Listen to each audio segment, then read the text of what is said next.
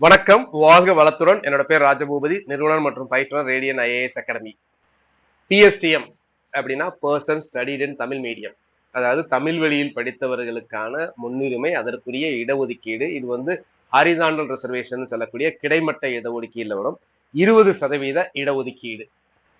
நீங்க ஆரம்பத்துல பாத்தீங்க அப்படின்னா ஒரு தேர்வுக்கு என்ன கல்வி தகுதியோ அந்த தகுதி மட்டும் தமிழ் மீடியத்துல படிச்சிருந்தா போதும் அப்படின்னாங்க. இப்ப குரூப் 1 போன்ற தேர்வுகளுக்கு ஏதோ ஒரு டிகிரி படிச்சிருந்தீங்கன்னா போதும்.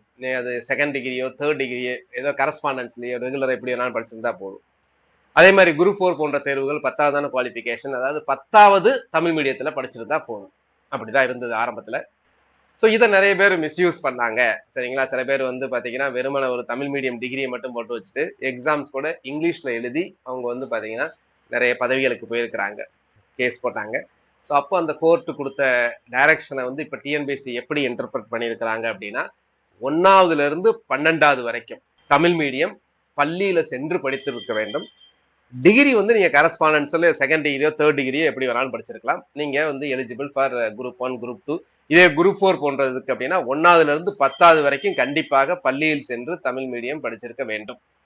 சரி, இதனால என்ன பிரச்சனை அப்படின்னா, இதனால பாதிக்கப்படுபவர்கள் யாரு அப்படின்னு பாத்தீங்கன்னா, சில பேர் வந்து பாத்தீங்க அப்படின்னா ஒன்னாவது வந்து இங்கிலீஷ் மீடியம் சேர்த்திருப்பாங்க. அப்புறம் 2ஆவதுல இருந்து தமிழ் மீடியம் படிச்சிருப்பாங்க. அதுக்கப்புறம் மாற்றுத்திறனாளிகள் அப்படிங்கிறவங்க பாத்தீங்க அப்படின்னா அவங்க தனித்தேர்வர்களா எழுதியிருப்பாங்க. உண்மையிலே தனித்தேர்வர்களா எழுதுறவங்களா நீங்க யாரு அப்படின்னு பாத்தீங்க அப்படின்னா ஏழை தேர்வர்கள் தான் எழுதியிருப்பாங்க. அப்பெல்லாம் படிக்கும்போது வந்து பாத்தீங்கன்னா பள்ளிக்கூடத்துக்கு வர முடியாது, வேலை கூட பார்த்துட்டு இருப்பாங்க நிறைய பேர். எனக்கு தெரிஞ்ச 2 முஸ்லிம் நண்பர்கள். அவன் வந்து பாத்தீங்க அப்படின்னா வேலை அப்பயே பார்க்க ஆரம்பிச்சிட்டான். அப்பாவோட கடையை பார்த்துட்டு இருப்பான், அதனால பள்ளிக்கு வர முடியாது. அது அரசு பள்ளி தான். அரசு பள்ளிக்கு வந்தாலும் அங்க கடையில வருமானம் போகுமே அப்படின்னு சொல்லிட்டு இருந்துட்டு அப்படியே படிச்சான். அவன் படிச்சான் 10வது வந்து பாத்தீங்கன்னா தனியா பிரைவேட்டா எழுதுனான். அப்பதான் அவன் பிரைவேட்ன்றது என்னன்னே தெரியும். அதுக்கப்புறம் 12வதும் பிரைவேட்டா அவன் எழுதி படிச்சான்.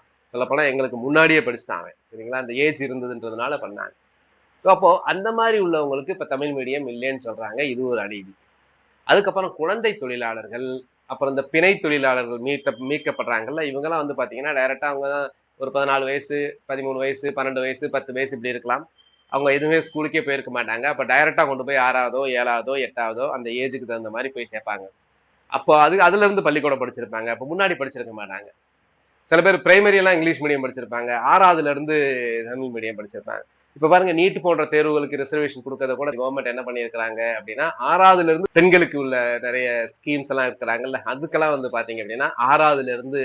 அப்போ இது வந்து பாத்தீங்கன்னா ஒரு தேர்வர்களுக்கு இழைக்கப்படும் ஒரு அநீதியாகத்தான் பார்க்க வேண்டியது. கல்லூரி மட்டும் நீங்க வந்து பாத்தீங்கன்னா கரஸ்பாண்டன்ஸ்ல எடுத்துக்கிறாங்க. இன்னும் நிறைய பேர் வந்து பாத்தீங்கன்னா 1ஆவதுல இருந்து 10வது வரைக்கும் படிச்சிருப்பாங்க. 11 12 மட்டும் வந்து பாத்தீங்கன்னா தனித்தேர்வு நடத்தாங்க. அவங்களும் இப்ப தமிழ் மீடியத்துல வரமாட்டாங்க. இந்த மாதிரி பாதிக்கப்பட்டவர்கள் நிறைய பேர் இருக்காங்க. சோ இதற்கு என்ன தீர்வு அப்படின்னா, இதுல டிஸ்கிரிப்ஷன்ல ஒரு வாட்ஸ்அப்போட குரூப்போட லிங்க் கொடுக்குறேன், அதுல ஜாயின் பண்ணுங்க. ஸோ இதன் மூலமாக நீங்க வந்து பாத்தீங்க அப்படின்னா அந்த பிஎஸ்டிஎம்மால இதனால பாதிக்கப்பட்டவர்கள் இவங்க எல்லாம் வந்து பாத்தீங்கன்னா அரசு நேரத்து பண்ணணும், பாலிசி பண்ணணும். ஸோ அரசு மூலமாகவும் பார்க்க போறாங்க.